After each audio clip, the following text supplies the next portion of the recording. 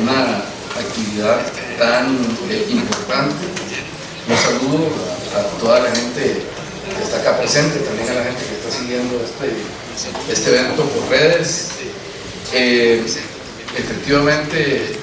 Humansor y Mónica me pidieron que yo hiciera el prólogo y yo voy a leer partes de lo que yo escribí para el prólogo. Tal vez empezar diciendo, para no leerlo todo y que quede ahí para cuando lean el libro, empezar diciendo que, y pensé que Pascal, que me antecedió, iba a hablar un poquito de esa parte, porque efectivamente Pascal es uno de los grandes expertos sobre el tema canalero.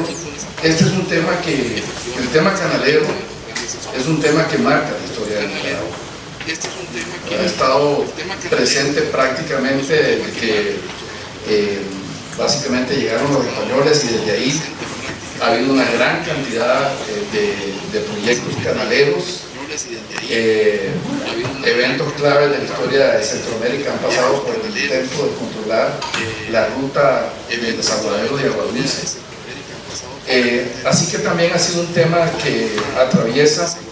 la construcción de la identidad nicaragüense, y por lo tanto es un tema que mueve pasiones y que ha facilitado que se manipule muchas veces este tema. Sin duda, Ortega, que es un gran manipulador,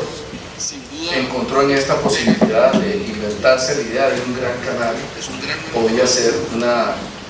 artimaña más para manipular y utilizar un tema sentido para la población nicaragüense a su favor. Desde el inicio, no mucha gente, pero cierta gente entendió que había un gran negocio detrás de esa propuesta, y no solo eso, sino que también si este proyecto se llevaba a cabo, iba a tener un impacto destructivo en términos ecológicos enormes principalmente sobre el lago de Nicaragua, pero no exclusivamente. Hubo sectores que pronto lo entendieron y además se movilizaron y lucharon a contracorriente contra este proyecto, nefasto proyecto. Uno de ellos fue el sector campesino, y hoy tenemos aquí a doña Fran y a toda la parte del colectivo que estuvo en esa importantísima lucha, que inició como una lucha de defensa de su propiedad, de su tierra, porque efectivamente la primera señal que recibieron viene un proceso masivo de expropiación de las tierras, de desposesión, pero esa lucha se transformó en conjunto con el sector ambientalista, con sectores también de la oposición y de la sociedad civil. Pronto fue decantándose como un movimiento de defensa de la soberanía nacional y del ambiente, con un alto contenido ecológico. Ese proyecto, por diversas razones, al final esto empezó en el 2012, después perdió impulso, pero digamos, habría que señalar que, si bien es cierto, en los últimos años todo parecía indicar que el proyecto canalero había fracasado,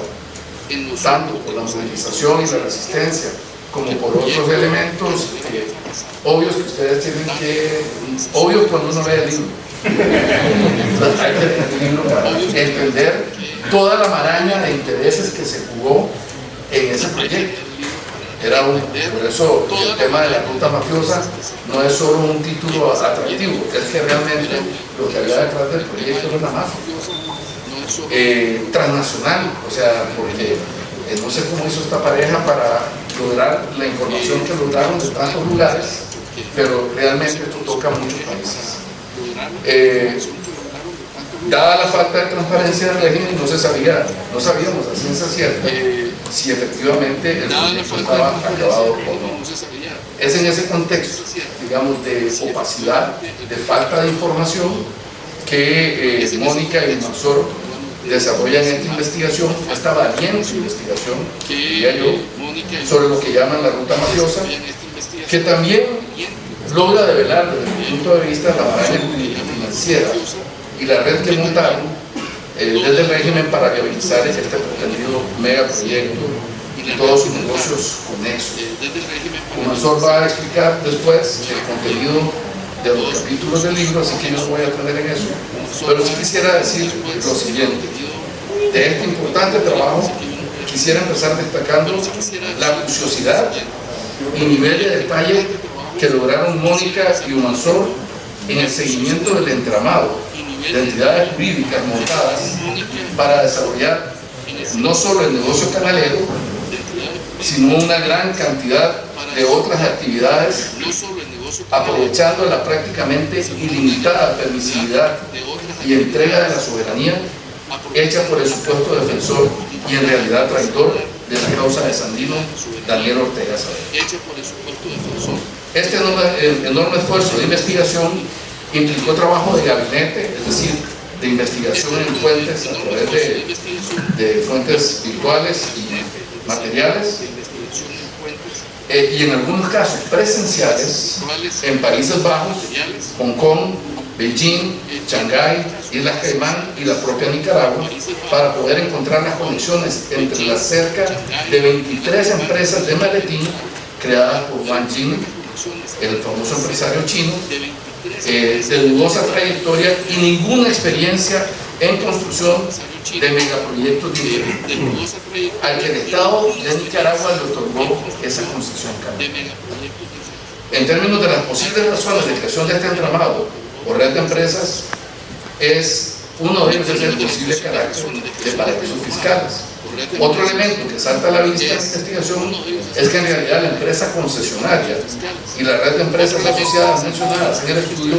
no tenían capital ni financiamiento que pudiera ser al menos la inversión de arranque o capital semilla para el desarrollo del megaproyecto. O sea, no había nada. Evidentemente era una propuesta de estafa a un Estado completo, ¿no? Sobre todo porque pretendía desarrollar un proyecto que al inicio se calculaba en un valor de 50.000 millones de dólares. Este trabajo también da cuenta, este trabajo de investigación también da cuenta de los procedimientos opacos, poco transparentes y nada democráticos utilizados por el régimen para lograr la aprobación de la ley 840. Además, el estudio incluye también un análisis sobre las inconsistencias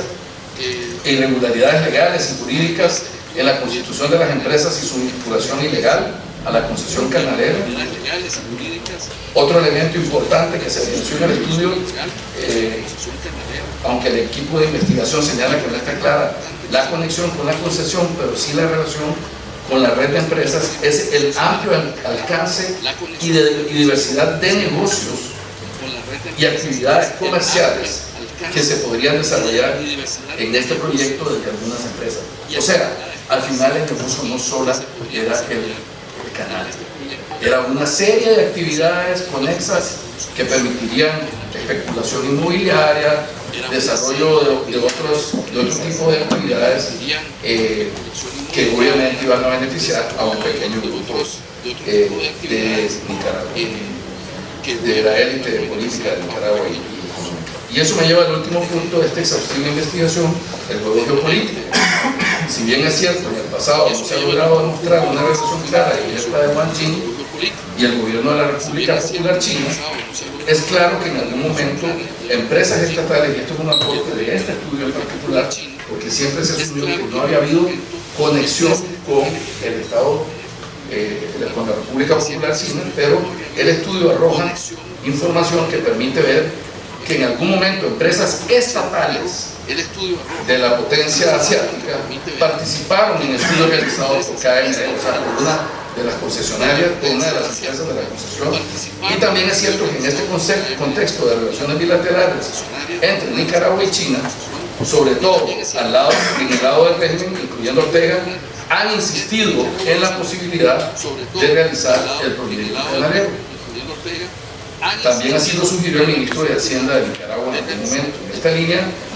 todavía no hay una señal de que Xi Jinping le interesa el proyecto, pero es algo con lo que Ortega jugará para mantener abiertamente. Yo quisiera terminar señalando que aunque Mansour y Mónica advierten de la opacidad e incluso de la negación de información existente y de que todavía quedan cabos sueltos, esta investigación brinda una sólida y detallada información sobre la ruta y el entramado corrupto que hay detrás de la entrevista con Sesión Canalera de Ortega, quedando escrita en las páginas de la historia de Nicaragua como la más vergonzosa entrega de la soberanía. No queda más que reiterarles a don Mansour y a Mónica el reconocimiento por el gran esfuerzo investigativo que han llevado a cabo e invitarles a ustedes, a quienes lean este trabajo, a que lo compartan y socialicen para contribuir en la lucha contra un proyecto que evidencia la corrupción y decadencia moral de la pareja de dictadores que desgobierna el gobierno de Nicaragua.